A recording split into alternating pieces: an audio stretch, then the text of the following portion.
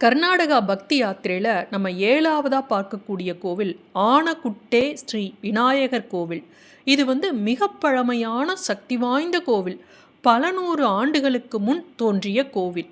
இங்கே பார்த்தீங்கன்னா விநாயகர் நின்ற கோலத்தில் காட்சி தருவார். இந்த கோவிலோட தலவரலாறு பார்த்தீங்கன்னா, இந்த பகுதியில், அதாவது கும்பாஷி அப்படின்னாவே கேள்விப்பட்டிருப்பீங்க. அரக்கன் கும்பாசுரன் இருந்த இடம். இந்த இடத்துல அகத்திய மாமுனிவர் உலக மக்கள் நன்மை பெறுவதன் பொருட்டு ஒரு ஹோமத்தை செய்கிறாரு. அந்த ஹோமத்தை தடுப்பதற்கு இந்த கும்பாசுரன் அரக்கன் பல பிரச்சனைகளை அகத்திய மாமுனிவருக்கு கொடுக்குறான். இதனால் பஞ்ச பாண்டவர்களில் ஒருவரான பீமன் இந்த அகத்திய மாமுனிவருக்கு உதவுவதற்காக கணபதியை குறித்து ஒரு தவம் புரிகிறாரு.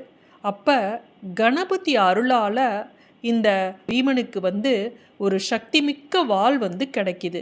அந்த வாள்னால் இந்த கும்பாசுரன் அரக்கனை வெட்டி வீழ்த்துறாரு பீமன். இந்த கணபதியோட அருளால் தான் இவருக்கு ஒரு சக்திமிக்க வாள் கிடச்சது.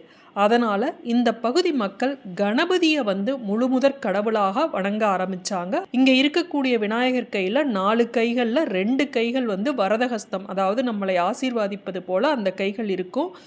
2 கைகள் சரணாகதி தத்துவத்தை விளக்குவதற்காக இருக்கும். இந்த கோவில் முக்தி தலமாக சொல்லப்படுகிறது.